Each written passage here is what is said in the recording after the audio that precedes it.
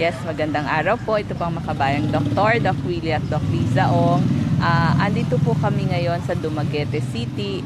Kasama ko si Roslyn, si Fresco, ang kanyang asawa at ang kanilang dalawang cute na anak, si Pejal Bless at saka si Fritz Emmanuel. Nasa dito sa kanilang purok, nakita ko sila sa aming paglalakad ni Abib. Nakita ko kasi papasok sila kanina doon sa kanilang bahay. Napansin ko, galing ba kayo sa doktor? Sabi ni Roslyn, hindi naman, may importante lang silang pinuntahan. Sabi ko, may sakit ba ang mga bata? So, ang sabi naman ni Roslyn, dati daw na nasabihan itong kanilang anak na babae na merong biliary atresia. So, ito yung si Pejal Bless. Pero ngayon, hindi na siya naninilaw. Maputi na ang kanyang mata at ang kanyang balat. Maliksi na siya, kinder 1 na siya, magaling mag-aral, matalinong bata, very active. Ito naman kanilang isang anak na bunso. Paubo-ubo lang, tinignan natin kanina, pero okay naman. Doc Liza, wala sila pera pan-check sa mga pede. Pero sa tingin ko, parang hindi biliary atresia kasi pero 9 months siya na nilaw, di ba? Oo. Sabi, biliary atresia, pinaparedy ng 1 million. Pero nagulat tayo, siguro couples for Christ kayo Hindi pa. Hindi pa kayo couples for Christ? 3 taon pa kami ngayon. Bigla na lang nawala yung paninilaw. Opo. At paano? Sabi, operahan, tapos biglang nawala at gumaling na ngayon. Oo. Sinabi parang may taning sana, may buhay. 1 taon or 2 taon. Oo. So, hindi ako pediatrician, pero baka meron tayong mga kaibigan dyan na pediatrician. Okay naman yung kamay, hindi na madilaw, yung sa tiyan niya, hindi naman malaki yung liver, pinapakinggan ko. So, kukunin ko na lang kung meron kayong contact number or cellphone, kukwento ko sa inyo. Pero sa tingin ko, wala na naman problema, ha? Pero ngayon, ang problema nila, Doc Liza, itong bahay nila. Diba? Yes, ito ang bahay nila, Roslyn. Actually, walang bahay Oo. Napakainit. So sabi ko baka magkasakit yung mga bata kasi tarapal lamang.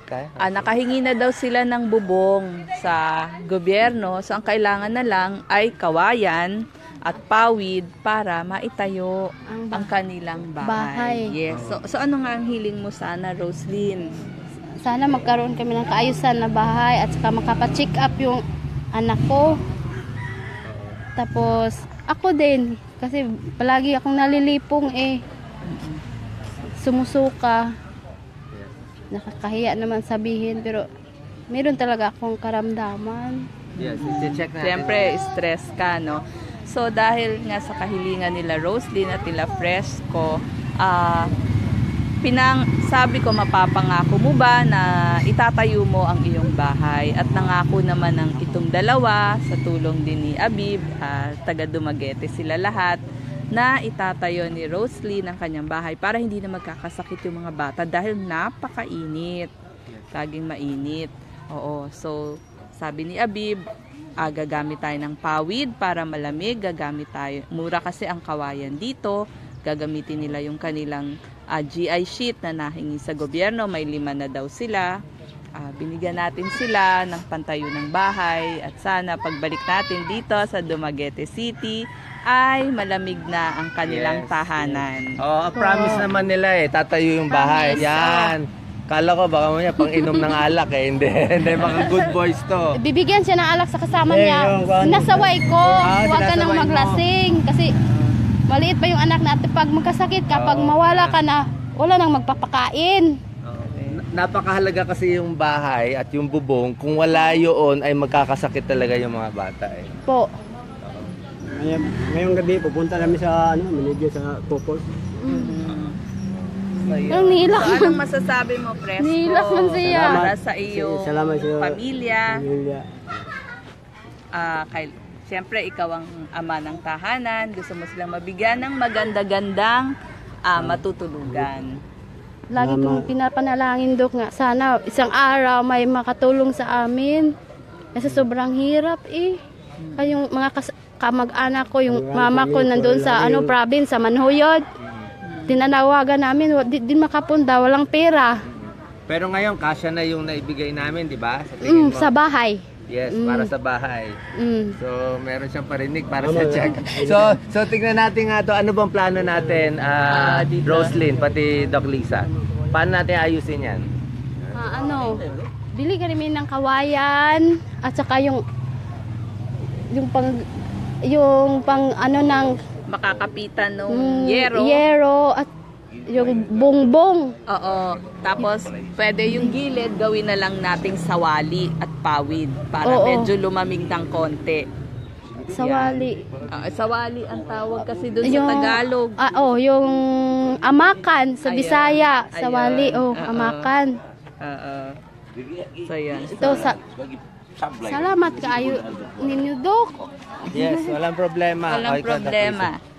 Oo. So, isang araw, babalik na lang tayo dito. Sana At- makabalik pa kayo. Oo, para ano naman, second floor naman papatayin natin. Hindi naman. Hindi naman. Gusto mo building na. Sana manalo pag yung sa promo sa TV. Manalo, mahirap umasa doon. Umasa nga ako Umasa mo. Sana. Kaso lang, hindi Pero kami- ang talagang swerte tayo ngayon kay Abib na na-meet namin siya tumutulong sa galing amin. kami doon. Napakabait, kilala niya lahat dito. Dati nasa Maynila siya nagtatrabaho. At sabi niya, tutulungan mo, di ba? Oo, pupunta-puntahan ko lang sila dito. Oh, sige, kahit walang pera, tutulungan. Maraming salamat. Oh, yung bata. Oh, and may gusto ba sabihin si baby?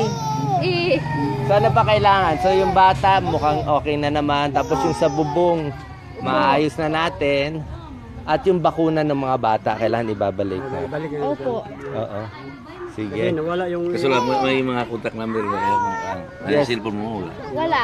Wala lahat. Wala. Pero si Abib meron eh.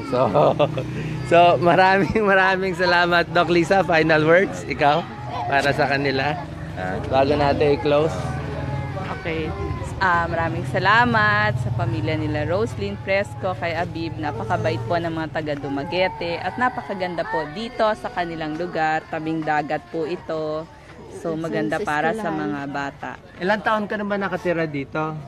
Ngayon, 3 taon na kami sa April. So parang walang bahay talaga. Wala ring bubong. Wala. Paano kung malakas ang ulan? Yan lang, tinitiis. Yung nagsilig lang kami sa tubig pa labas. Limas. Limas. Limas. Tabo. Tabo. Tabo. Oh, hindi ko naintindihan. Pero ibig sabihin nililinis nila. yung Nililimas, tubig. tinatanggal ang tubig, gamit tabo. Doon sa inyo. Oh. Kasali ka ba sa 4-piece? Siyempre, mayroong mga nagtatanong eh. Oh, Hindi pa. Hindi pa. Paano ba tayo sasali sa 4-piece? Yes. Oo. Gusto ko nag-aaral na sumali. yata, diba? Kasi nag-aral na to eh. Oo, meron DSWD dito sa may Rizal Avenue ng Dumaguete. Kaya lang di pa sila napupuntahan. So panawagan po natin. Sana malaman na nandito sila at maisama sa 4-piece. Saan nga sila mahanap? Ano nga exact address? Eksaktong para yung mga gusto address tumulong. nyo.